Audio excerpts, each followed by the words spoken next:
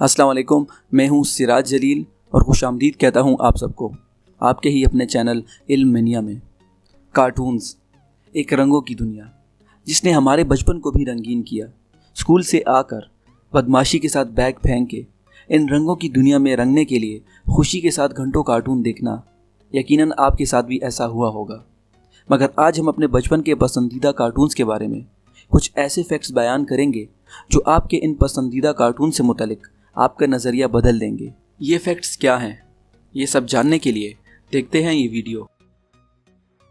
Courage the कॉर्डी dog 9 नवंबर 1999 से 9 नवंबर 2002 तक नशर किया गया और तकरीबन 4 सीजन्स तक 52 अक़सात मुकम्मल होने पर इख्तिताम पजीर हुआ। दोस्तों, इस कार्टून में करेज नामी एक कुत्ता खेतों के बीचों बीच नाउवेयर नामी कस्बे में एक बूढ़े जोड़े के साथ रहता है और हर एपिसोड में इस कुत्ते को भूत प्रेत और अजीब व गरीब मखलूक दिखाई देती है, जिनका मुकाबला करके वो उन्हें किसी न किसी तरह भगा देता है। मगर आपको ये जान के हैरानगी होगी कि कार्टून में इस कुत्ते को दिखने वाले सारे भूत प्रेत का कोई वजूद नहीं होता, बल्कि वो उसके डरपोक जहन की अपनी तख्लीक होते हैं। फ्लिंटस्टोन 30 सितंबर 1966 को हाना बर्बीरा कंपनी ने प्रोड्यूस किया था, जिसमें फ्लिंटस्टोन और इनके पड़ोस में रहने वाले एक ख़ानदान रूबेल्स को बताया गया है, जो कि कदीमी पत्थरों के दौर में रहते हैं और उस वक्त की चीज़ों को इस्तेमाल करके जदीद आलात बनाते हैं। दोस्तों, इसी कार्टून के बरअक्स जेटसन्स नामी एक और कार्टून भी बनाया गया था, जिसमें जेटसन्स नामी ख़ानदान फ्यूचर में रहता है और जेटसन्स के एक एपिसोड में जेटसन्स मज़ीद फ्यूचर में जाने के लिए एक मशीन बनाते हैं ताकि वो फ्यूचर में जाके अपने से भी आला जदीद टेक्नोलॉजी को देख सकें। मगर वो टाइम ट्रेवल करके फ्यूचर में तो जाते हैं, मगर फ्यूचर में उनका सामना पत्थरों के दौर से होता है, यानी स्टोन एज से। दोस्तों, इस एपिसोड में ये बात बताई गई है कि कभी ना कभी हमारी दुनिया भी तबाह हो गई थी और इस तबाही में टेक्नोलॉजी पूरी तरह से दफन हो चुकी थी और इसके बाद सिर्फ पत्थर होने की वजह से सब कुछ नए सिरे से शुरू किया गया।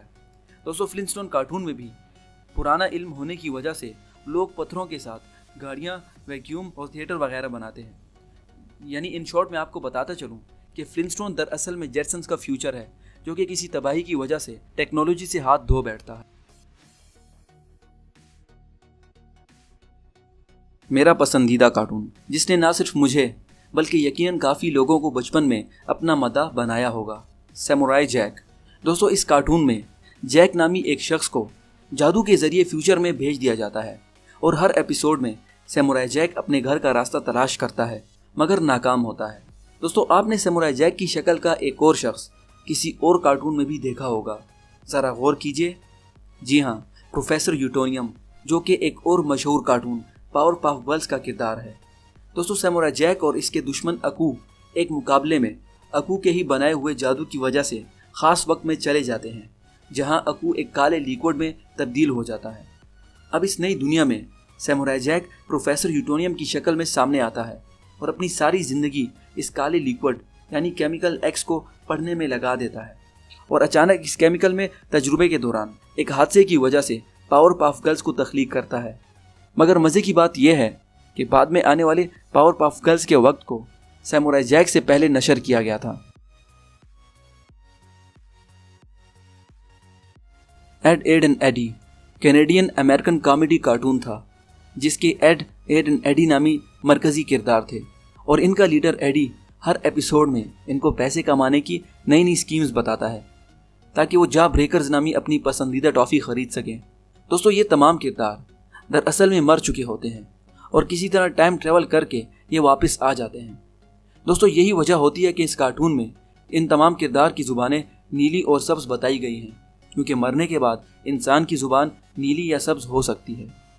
दोस्तों, ये तमाम किरदार मुख्तलिफ अदवार से ताल्लुक़ रखते हैं, जैसे कि जिमी 1990 से आया हुआ होता है और यही वजह है कि उसके पास खिलौने के तौर पर प्लैंक नामी एक फट्टा होता है, जबकि डबल डी 1980 में मर चुका होता है और यही वजह है कि उसे टेक्नोलॉजी से मोहब्बत होती है।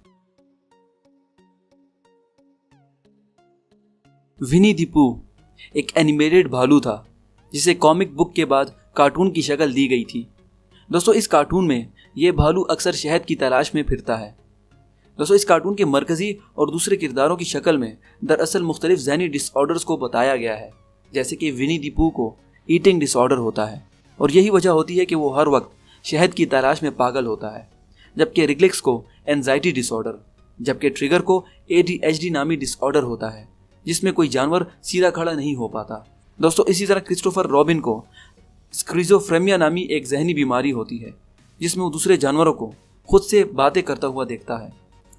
दोस्तों, इसके अलावा दूसरे जानवरों को भी कोई ना कोई डिसऑर्डर होता है। यानी ये कार्टून मुख्तलिफ डिसऑर्डर्स और उनकी वजह से होने वाले असरात को समझाने के लिए बनाया गया था। तो दोस्तों, ये थे कुछ फैक्ट्स आपके बचपन के पसंदीदा कार्टून्स के बारे में। अगर आपको ये वीडियो अच्छी लगी तो प्लीज़ इस वीडियो को लाइक कीजिए और सब्सक्राइब कीजिए मेरे चैनल को, दबाइए बेल आइकन को, ताकि आपको आने वाली हर एक नई वीडियो की नोटिफिकेशन वक्त पर मिलती रहे। तो मिलते हैं आपसे नई वीडियो में नई इन्फॉर्मेशन के साथ। तब तक के लिए अपना ख्याल रखिएगा। अल्लाह हाफिज़।